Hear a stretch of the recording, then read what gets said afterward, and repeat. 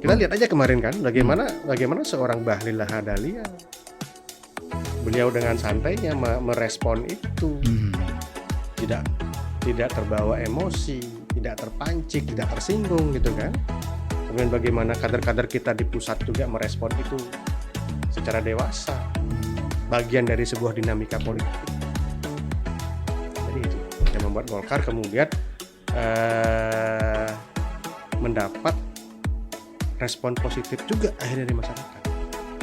Golkar memang harus cermat dalam memikirkan eksistensinya ke depan. Nah, ini menjadi tantangan bagi pimpinan Partai Golkar sekarang di bawah nahkoda Pak Demer, Pak Dede Sumarjayalinggi. Nah, itulah yang menjadi sumber utama atau lumbung utama proses kaderisasi kita di Golkar. Nah, ini kenapa setelah reformasi kader-kader Golkar untuk di eksekutif tidak banyak? Tidak cukup dia hanya punya popularitas tinggi, tetapi dia juga harus linear dengan tingkat elektabilitasnya. Nah, itu kita selalu membuat survei untuk itu. G-Talk, bicara penting, penting bicara. Bung, Golkar ini partai yang paling dinamis, dinamikanya baik di pusat maupun di daerah. Nah, Bung juga sebelumnya aktif juga di DPP. Nah, coba ceritakanlah kepada ini, artinya semenjak setelah reformasi terutama, bagaimana Golkar itu kemudian dinamikanya di pusat, bagaimana tetap menjaga marwah partai sampai hari ini bisa tetap eksis. Jadi mungkin di antara ketua-ketua umum Partai Golkar dengan berbagai macam keistimewaan dan karakter masing-masing, mungkin Bung lebih tahu, coba biar pemirsa paham tentang dinamika. Ya. Jadi kalau kita bicara perjalanan saya di Partai Golkar, ya memang saya sendiri bergabung di Partai Golkar ini tahun 99, justru menjelang pemilu pertama era reformasi. Nah, jadi saya pun dulunya berasal dari kalangan aktivis mahasiswa juga. Bahkan ketika itu saya bersama teman-teman di aktivis di mahasiswa UNUD tahun 98 ikut dalam gerakan reformasi. Menjelang saya tamat ketika itu ikut dalam gerakan reformasi, dan kemudian kita dari sebagian kalangan aktivis ini tentunya punya sebuah pemikiran. Kita tidak bisa hanya berjuang di lapangan, tapi kita juga harus bisa berjuang di jalur politik. Jadi sebenarnya teman-teman aktivis itu pun tidak anti terhadap politik sebenarnya. Justru sebagian harus masuk ke politik dalam rangka memperjuangkan kepentingan masyarakat. Nah, justru saya ketika itu masuk Partai Golkar tahun 99. Pertama kali masuk di Golkar Denpasar. Masuk di lembaga yang namanya LPP, Lembaga Pemenangan Pemilu Golkar Denpasar. Nah, baru 2004 saya bergabung di provinsi. Nah, di situ mungkin saya sedikit mengetahui perjalanan Partai Golkar di era reformasi. Dan memang banyak sekali dinamika yang muncul karena ketika era zaman Orde Baru, partai ini kan tercitrakan menjadi milik Soeharto ketika itu, ya kan? Nah, kemudian pasca reformasi, bagaimana Golkar bertransformasi menjadi partai milik rakyat yang tidak bisa lagi bergantung kepada kekuatan pemerintah. Dengan paradigma baru itu. Nah, dari situ mulai terbangun paradigma baru Partai Golkar. Ya, untung selama ini Golkar selalu menempa kader-kadernya, ya, dengan baik di era Orde Baru, bahkan membuat jaringan yang kuat sampai ke bawah, bahkan ke tingkat, kalau kita namakan di desa ya, tingkat desa dan lurahan. Disitulah yang kemudian membuat Golkar masih tetap bisa survive. Siapa menduga tahun 99 ketika itu setiap kampanye Partai Golkar di berbagai daerah banyak yang dibubarkan, konvoi Partai Golkar dihadang, gitu kan. Bahkan di Bali paling banyak itu kejadiannya. Iya. Dulu Pak Akbar Tanjung di Tabanan pernah dihadang juga, gitu.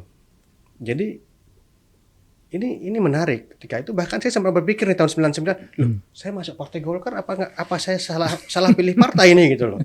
Kampanye di lapangan Buyung dilemparin segala macam. Wah, ini apa saya salah masuk Golkar gitu. Tapi ya dari situ kita berproses. Pengalaman sejarah kemudian dengan kekuatan kader yang dimiliki Partai Golkar.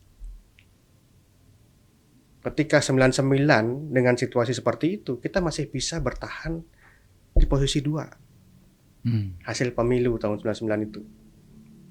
Waktu itu berapa partai ya? Udah multi partai. Iya, betul. Itu loh. Nah, kemudian cukup 5 tahun bagi Partai Golkar. Di pemilu tahun 2004 ketika itu di bawah pimpinan Pak Akbar Tanjung sebagai ketua umum. Golkar nih rebound apa istilahnya atau apa gitu. Dan kembali menang di pemilu 2004. Nah, kemudian setelah itu walaupun terbawa oleh situasi politik gitu kan, di mana memang Golkar tidak bisa lagi menjadi penguasa, tidak bisa melahirkan kadernya menjadi presiden gitu kan. Ya. Nah, kita kemudian mulai terbawa irama politik saat itu, di mana ketika Presiden SBY Megawati berganti ke SBY, kemudian Demokrat yang menang gitu kan. Nah, kita terbawa dalam dinamika itu. Tetapi bagaimanapun kondisinya, Golkar setidaknya selalu berada dalam posisi kedua.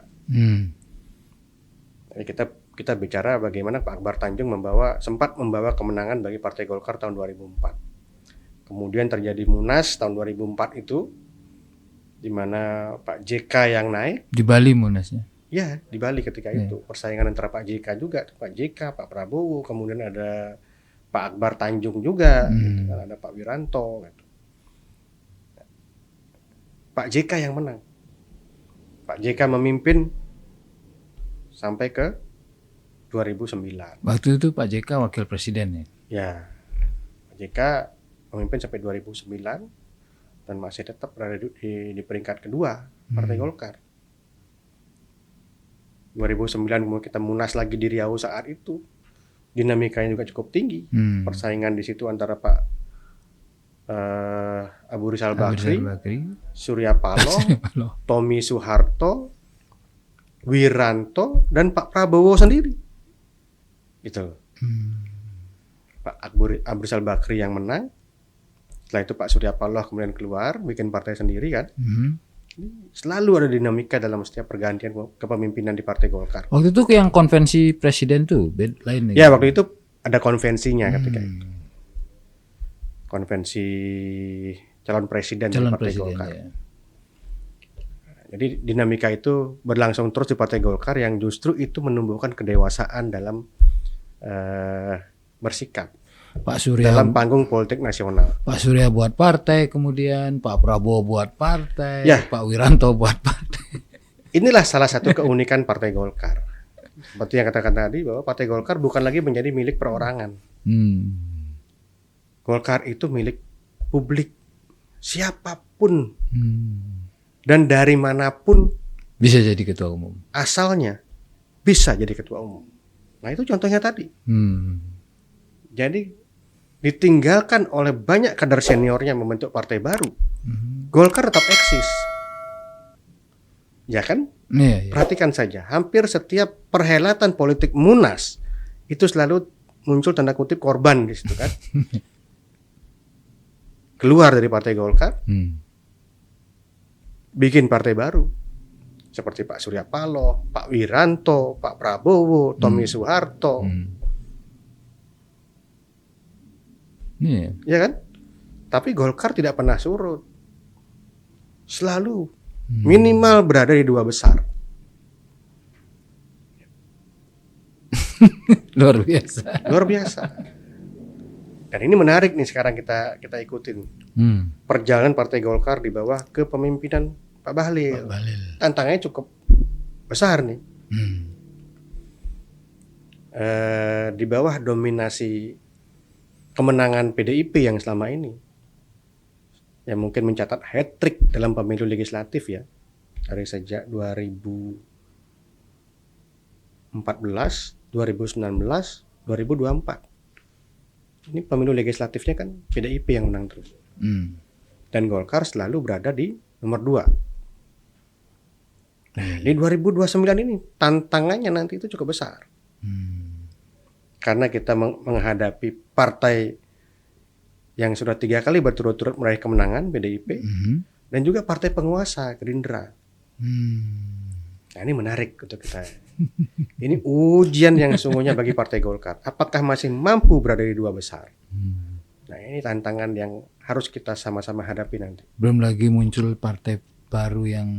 Ya, saya rasa itu sebuah hal yang biasa terjadi. Tapi ya, kita berpikir sekarang bagaimana membuat Partai Golkar ini tetap berada di 3 besar. Paling tidak mempertahankan posisi yang kedua yang selama ini kita peroleh. Bahkan jika mungkin menjadi pemenang pemilu di nomor 1.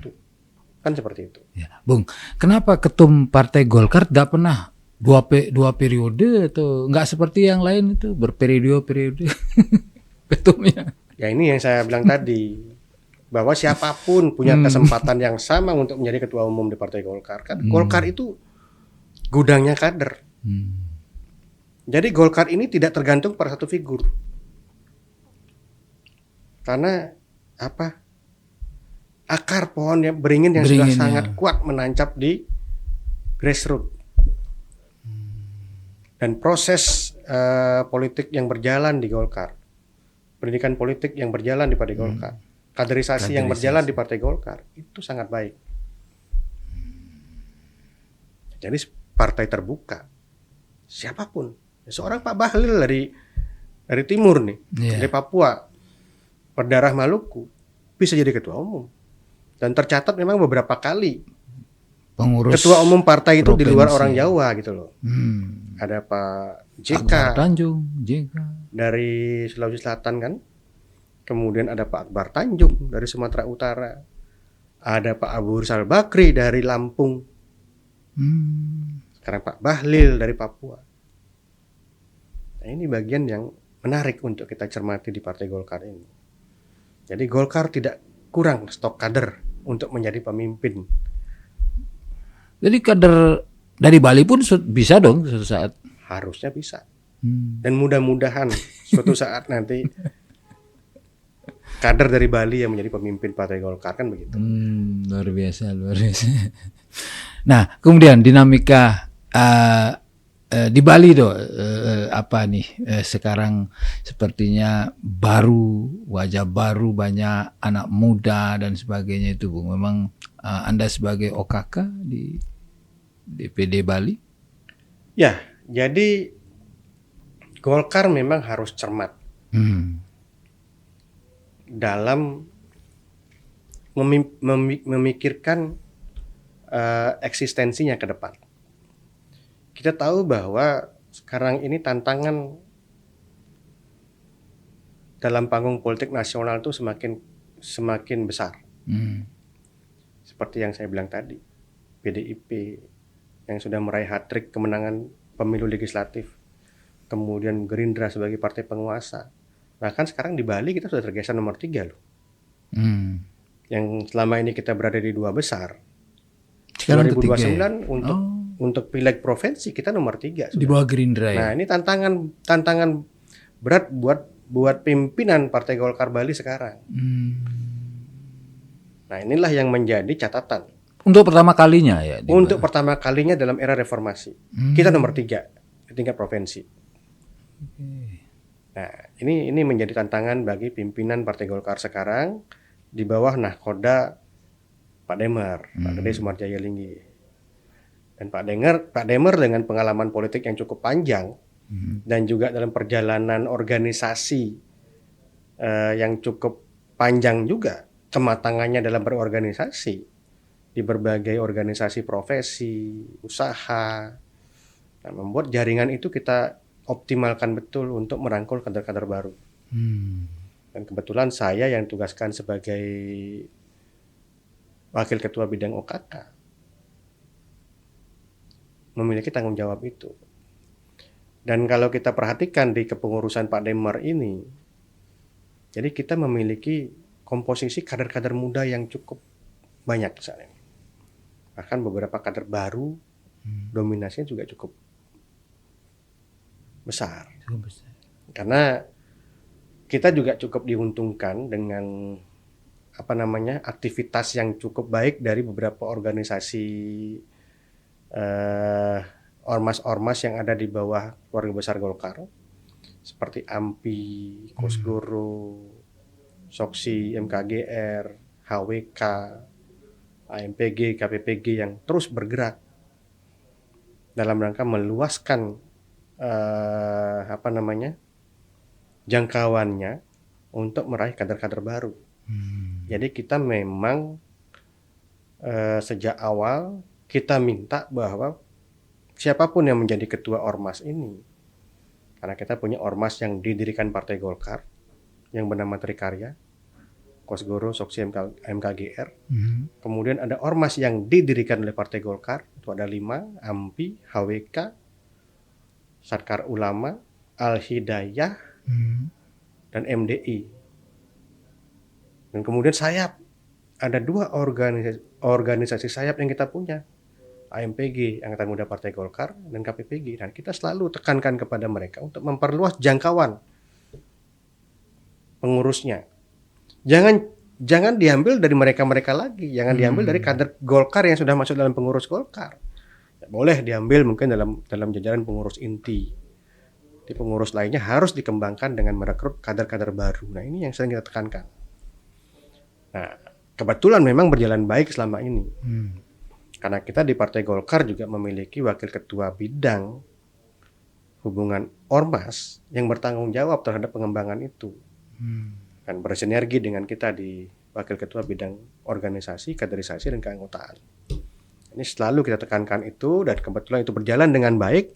Nah, itulah yang menjadi sumber utama atau lumbung utama proses kaderisasi kita di Golkar. Nah, nanti boleh lihatlah di Golkar provinsi ini, termasuk revitalisasi kita sekarang ini, yang pertama, itu banyak sekali kader-kader dari milenial, bahkan Gen Z, yang masuk dalam kepengurusan kita, dan mereka sangat aktif. Dan ini modal utama bagi Partai Golkar untuk berakselerasi dan mempersiapkan dirinya menghadapi pemilu, entah itu 2029 ataupun 2031 kalau memang sesuai dengan putusan MK terkait dengan pemilu legislatif di daerah. Kita siap saja. Tahun berapapun kita dihadapkan pada proses kompetisi politik itu, kita siap. Tapi tidak cukup untuk artinya mempersiapkan kader untuk duduk di legislatif saja kan, Bung, harus juga di eksekutif. Iya, betul sekali. Nah, ini kenapa setelah reformasi kader-kader Golkar untuk di eksekutif tidak banyak yang ini, maksudnya terutama kayak misalnya presiden, wakil presiden, kemudian juga di daerah yang juga. Iya, memang kalau kita bicara soal kepemimpinan di eksekutif gitu kan, kalau di Bali memang Golkar terlihat masih minim kader-kader yang punya potensi untuk masuk ke arah itu. Kita selalu persiapkan kader-kader kita. Tapi memang situasi politik Bali saat ini terlihat masih berada pada satu kekuatan politik, PDIP. Nah, ini tantangan berat buat Partai Golkar. Nah, kita sudah mencoba itu dalam beberapa kesempatan gitu kan. Tapi yang memang belum ada kesempatan untuk kita bisa menang. Nah, kita juga harus cermat. Karena dengan sistem pemilihan langsung, tentunya kita bicara tingkat ketokohan. Popularitas. Popularitas, tidak hanya popularitas, tapi juga tingkat elektabilitas yang tinggi. Elektabilitas yang tinggi. Makanya kita selalu mendasarkan rekomendasi kita di Partai Golkar itu pada tingkat elektabilitas dari ketokohan seseorang gitu loh.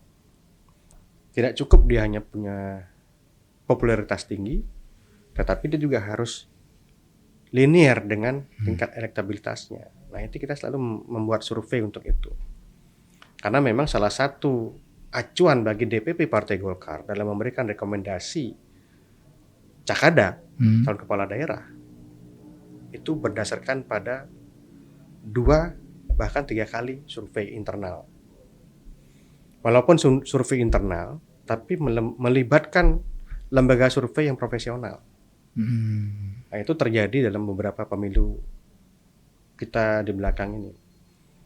2020, 2024 kemarin, terus lalu kita. Nah, cara yang harus bicarakan adalah secara nasional kemenangan Partai Golkar dalam perhelatan pilkada itu cukup baik loh. Bahkan di tahun 2020 kemarin kemenangan kita mencapai 60% secara nasional. Pilkada. Iya, 2020 dan 2024 kemarin, 2025. Itu kemenangan kita mencapai 60%, cukup besar sebenarnya. Baik yang mengusung kader sendiri ataupun bergabung dengan kekuatan partai politik lain menjadi koalisi mengusung kader partai lain. Nah, ini kan bagian dari strategi Partai Golkar juga dalam meraih kemenangan. Karena begini prinsipnya, Golkar itu, paradigma Golkar sekarang adalah kita berkuasa atau ikut dalam kekuasaan. Sehingga kalau dari hasil survei dan situasi politik di suatu daerah tidak memungkinkan kita untuk mencalonkan kader di posisi calon kepala daerah, apakah itu calon kepala daerahnya atau calon wakil kepala daerahnya, ya opsi berikutnya ya kita bergabung mendukung calon kepala daerah yang potensial meraih kemenangan.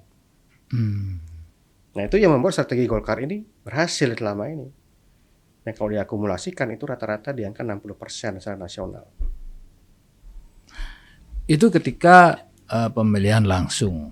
Dan bagaimana dengan wacana pemilihan pilkada itu dibawa ke DPR? Jadi kalau kita bicara wacana pilkada tidak langsung, artinya dikembalikan ke DPRD, saya pikir itu justru menjadi ide yang sejak awal Partai Golkar gelorakan. Partai Golkar memang mengusulkan ide kembali ke pemilihan kepala daerah melalui DPRD. Jadi pemikiran itu tidak terlepas dari evaluasi yang dilakukan oleh Partai Golkar terhadap proses perjalanan pemilu kepala daerah ini. Dari sejak ditetapkan dengan sistem pemilihan langsung,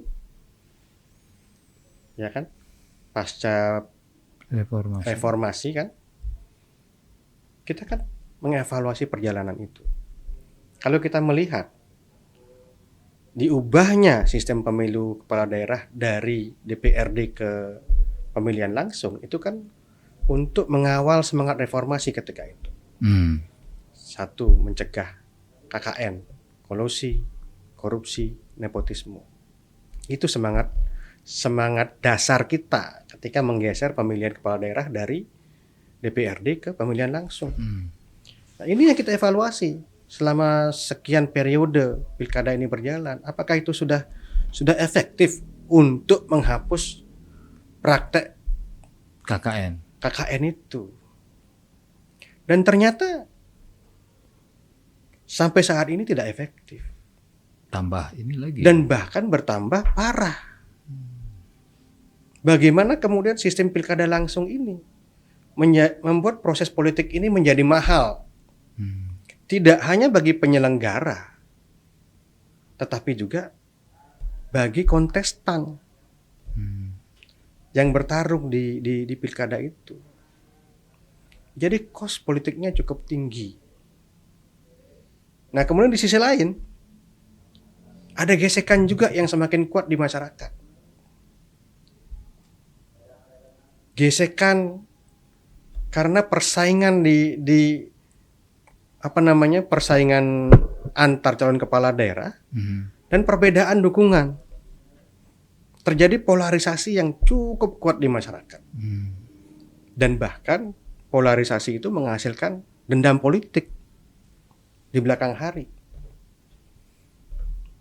Bagaimana kemudian kelompok yang menang menguasai sendiri, bahkan menutup asas keadilan bagi masyarakat dalam hal pembangunan.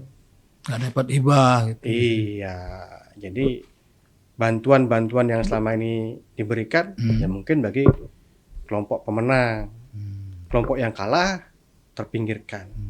Ya walaupun dapat mungkin tapi kan di nomor 2 kan, di nomor sekian kan gitu. Jadi polarisasi bahkan gesekan di masyarakat sendiri. Kalaupun kemudian di tingkat elit terjadi koalisi, terjadi pergeseran situasi yang tadinya lawan menjadi kawan, tetapi perbedaan pandangan politik yang berbuah kepada perpecahan di masyarakat ini tetap berlangsung, tetap terjadi gitu. Nah ini evaluasi yang kita temukan di masyarakat. Sehingga apa gunanya kemudian pilkada langsung itu? Kalau itu kemudian hanya menambah beban anggaran, kemudian menciptakan pertikaian kelompok masyarakat, dendam politik. Dan yang paling memprihatinkan bahwa dalam setiap perhelatan pemilu kada selalu muncul maklar-maklar politik. Ini yang membuat ini mahal. Bagaimana seorang calon kepala daerah yang pertama kali dipikirkan ingin maju ke panggung politik pilkada itu, berapa modal yang harus saya siapkan? Ya kan? Beli Gus nih mau maju pilkada, Beli Gus pikirkan apa sekarang nih? Duit, ya kan? Kalau di Bali jadi bupati itu berapa sih, Bung? Saya nggak pernah bertarung, tapi yang saya lihat itu angkanya udah sangat besar. Dan mungkin itu juga yang kemudian semakin menyuburkan praktek korupsi di kalangan kepala daerah ketika menjabat, karena modal politik yang dikeluarkan di awal dari saat dia menjadi bakal calon menggunakan kendaraan politik. Kemudian bagaimana dia bertarung meraih dukungan masyarakat. Bagaimana dia harus mengelola maklar-maklar politik, membiayai maklar-maklar politik. Nah ini sesuatu hal yang ormas-ormas. Iya, menjadi sesuatu hal yang kontraproduktif terhadap cita-cita reformasi kita. Padahal kalau kita bicara dalam sistem demokrasi kita saat ini, kedua sistem ini demokratis melalui DPRD ataupun melalui pemilihan langsung. Karena sila keempat Pancasila kita kan juga menegaskan sistem perwakilan. Artinya pemilihan melalui perwakilan dari DPR juga demokratis. Sila keempat, kerakyatan yang dipimpin oleh hikmat kebijaksanaan dalam permusyawaratan perwakilan. Demokratis. Tinggal sekarang pilihannya yang mana gitu yang kita kira lebih mendatangkan manfaat daripada mudaratnya untuk bangsa ini. Kan begitu pemikirannya. Nah, ini yang menjadi pemikiran Golkar sekarang.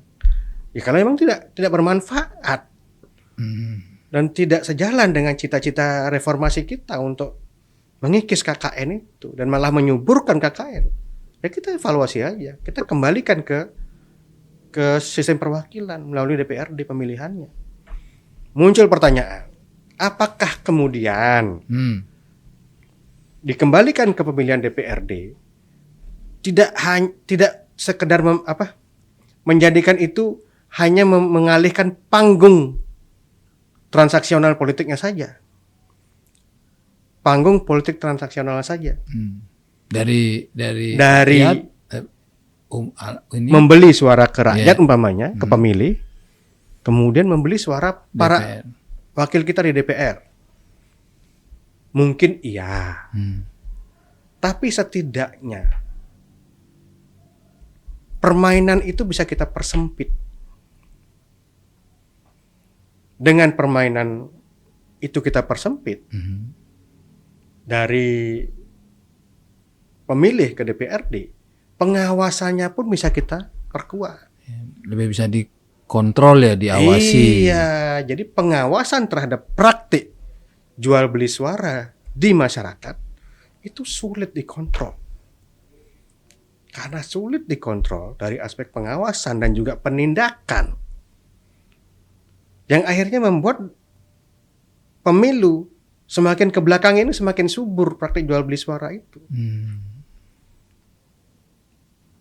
Bung, Nah, itu ketika kemudian itu dipersempit arenanya ke DPRD, semua unsur penegak hukum bisa masuk. Tinggal perkuat pengawasannya ke berapa jumlah anggota DPRD di wilayah itu. Nah, ini lebih efektif. Lebih baik kita mengawasi pergerakan Beligus sebagai anggota DPRD provinsi umpamanya, ketika pilkada, kemana jalan tinggal diawasi nih orang nih. rekeningnya Daripada dicek. kita mengawasi jutaan pemilih yang lain di masyarakat kita. Lebih sulit. Lebih sulit.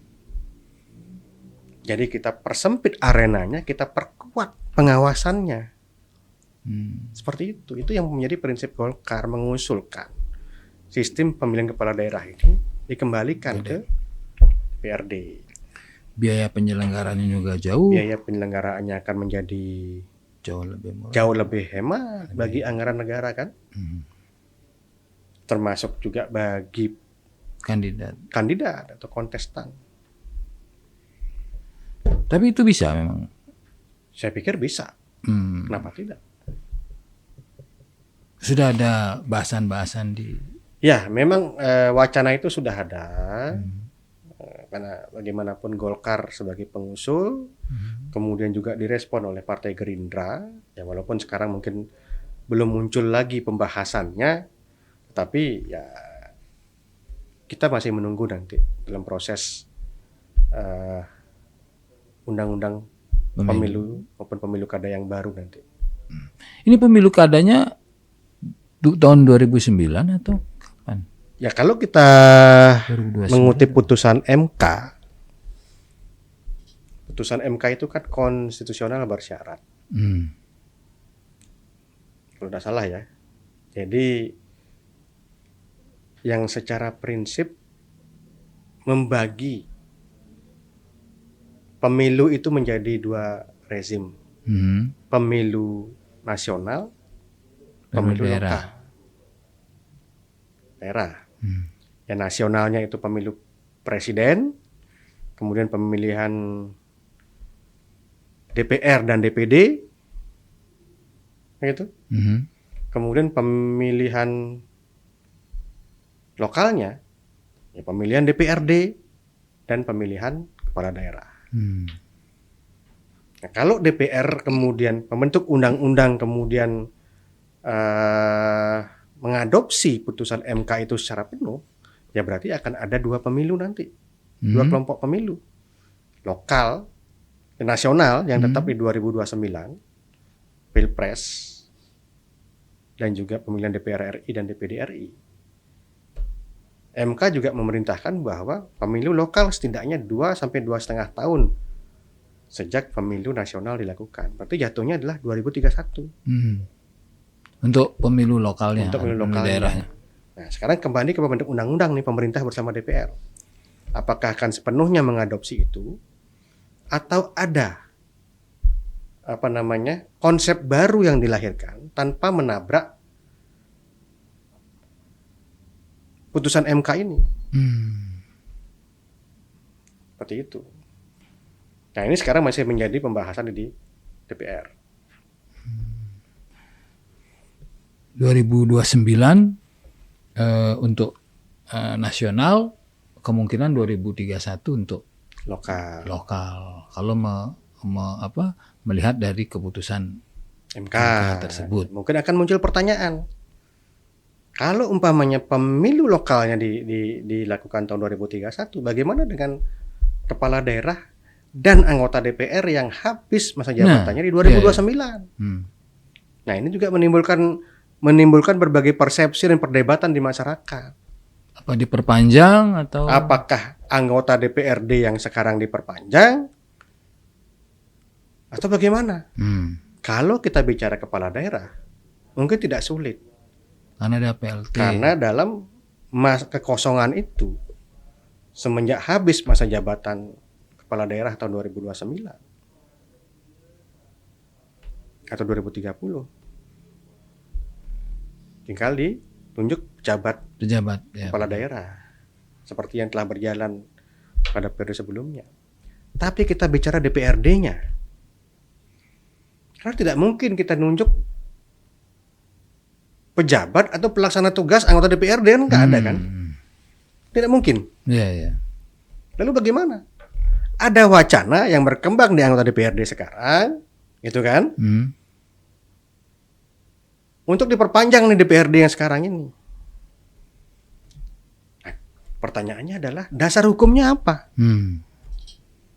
Karena kalau kita bicara konstitusi, pemilihan umum itu dilakukan setiap 5 tahun sekali. 5 tahun sekali loh. Konstitusi kita, Undang-Undang Dasar, menentukan bahwa pemilihan Undang-Undang Dasar 1945 itu mengamanahkan pemilihan umum itu 5 tahun sekali. Pemilihan umum itu untuk memilih DPRD, DPRD, DPR RI, DPD RI. Dan yang masuk rezim pemilu itu juga Pilpres. Pilpres. Ya artinya Pilpres dan pemilu DPR itu harus 5 tahun sekali 5 tahun dilaksanakan. sekali. Itu bunyi konstitusi kita. Kalau pilkada boleh. Kalau sekarang jabatannya diperpanjang, artinya kan bertentangan dengan itu. Iya, iya. Dengan Dasarnya undang-undang apa dasar. dia menduduki kursi DPR ini selama 2,5 tahun ke depan? Memperpanjangnya nggak bisa, menurut saya nih. Karena apa? Rezim dia sudah selesai. Di 2029. Kalau tidak diperpanjang? Nah, kalau tidak diperpanjang solusinya apa? Apa kekosongan wakil kita di DPR? Terutama di DPRD nih, karena kita bicara DPRD yang 2031. Juga tidak, nggak mungkin ada kekosongan. Tidak akan bisa melahirkan produk peraturan perundang-undangan nanti di daerah. Ya kan? Nah, solusinya adalah menurut saya mungkin dipikirkan untuk dilakukan pemilihan anggota DPR transisi ketika itu. Nah, pembentuk undang-undang harus mulai memikirkan memasukkan klausul mengenai DPRD transisi. Kalau memang putusan MK ini dijalankan Di tahun 2029. di 2031 untuk pemilu lokal. Ya dipikirkan itu. Ketika 2029 berakhir. jabatan DPRD 2024-2029 berakhir, ya harus dipikirkan ada anggota DPRD transisi. Apakah melalui pemilu transisi atau penunjukan anggota DPR transisi. Nah, ini harus diatur dalam undang-undang yang baru nanti sehingga ke depan ketika ada kejadian seperti ini lagi, karena kan kita bicara aturan pasti akan berubah-ubah terus kan. Tetapi ketika undang-undang ini dibentuk dan sudah mengatur mengenai proses transisi itu, ini bisa gunakan di masa depan. Pembahasan undang-undangnya kapan? Saya pikir ini masih berlangsung di DPR sekarang ya. Dan seharusnya ini sudah selesai. Kan 2,5 tahun menjelang Iya, ini ya. harus sudah selesai seharusnya gitu loh. Karena persiapan menghadapi pemilu itu harus sudah berjalan. Jadi saya pikir memang ada sebuah aturan khusus yang mengatur tentang anggota DPRD transisi. Entah nanti anggota DPRD transisi itu dikembalikan kebijakannya kepada partai politik dalam rangka menentukan siapa yang duduk menjadi anggota DPRD transisi, ya itu dikembalikan ke partai politik. Bisa dengan menunjuk anggota DPR yang sebelumnya menjabat, itu yang penting keputusannya di partai politik. Atau mungkin penunjuk orang baru dalam rangka mengisi posisi anggota DPR transisi. Serahkan ke partai politik saja. Harus ada ini, karena nggak mungkin. Bahkan ada wacana yang juga mungkin dulu pernah menjadi calon legislatif, jadi orang-orang yang pernah menjadi caleg 2024, jangan diperpanjang anggota DPRD-nya, tapi berikan kepada nomor atau peraih suara terbanyak berikutnya di hasil pemilu 2024. Ya ini sama-sama tidak konstitusional dong, karena mereka lahir dari rezim pemilu yang sama yang sudah habis masa jabatannya. Sehingga solusinya adalah dibentuk DPRD transisi. Melalui mekanisme ya mekanismenya diatur di undang-undang. Salah satunya mungkin menyerahkan ke partai politik. Berkaitan dengan komposisi. Kemudian dulu pernah ya seperti apa MPRS itu. Saya rasa itu pernah terjadi di masa lalu. MPRS. Dan saya rasa itu tidak bertentangan karena ini dalam rangka mengisi kekosongan kan. Kita melaksanakan putusan Mahkamah Konstitusi. Berarti harus ada sebuah situasi yang harus kita hadapi. Yang membutuhkan solusi. Terus kalau tadi tentang pilkada, emang sekarang untuk pemilu ini tarung bebas ini menurut Bung gimana ini? Apa ini memang sudah tepat atau bagaimana? Ya kembali saya katakan tadi, baik itu pemilu dengan tarung bebas, pemilihan langsung, ataupun pemilu dengan memilih gambar. Jadi yang lebih kita kenal dengan sistem proporsional terbuka dan tertutup. Jadi ya ini sama-sama demokratis sebenarnya. Bahkan putusan MK pun pernah menyatakan itu. Yang menyatakan bahwa sistem pemilu ini harus ditentukan berdasarkan dua sistem. Proporsional terbuka atau tertutup. Bahkan tahun 2004 menuju ke 2009 ketika itu. Pernah ada sistem pemilu campuran yang kemudian dibatalkan oleh Mahkamah Konstitusi. Tidak boleh ada sistem campuran. Ketika itu kalau nggak salah bahwa jika tidak ada satu caleg yang meraih minimal suara 30% dalam daftar caleg, maka kembali ke nomor urut. Nah, itu ya nggak boleh. Jadi harus tegas ini. Mau proporsional terbuka melalui pemilihan calon atau proporsional tertutup melalui pemilihan gambar. Oke. Bung, sangat menarik kita bicara tentang pemilu. Mungkin nanti kita akan undang lebih jauh, lebih khusus, lebih ini. Nanti ketika undang-undang pemilunya sudah dirancang, nanti kita diskusi lebih banyak hal tentang itu, Bung. Siap. Terima kasih atas waktunya. Sudah mengganggu sampai malam. Terima kasih sudah menjadi narasumber di G-Talk, bicara penting bicara. Baik, terima kasih. Beliau sudah mengundang juga saya untuk bicara dalam diskusi G-Talk ini. Mudah-mudahan kita ke depan bisa berdiskusi lagi dengan tema yang lain. Siap. Terima kasih. Oke, terima kasih Bung.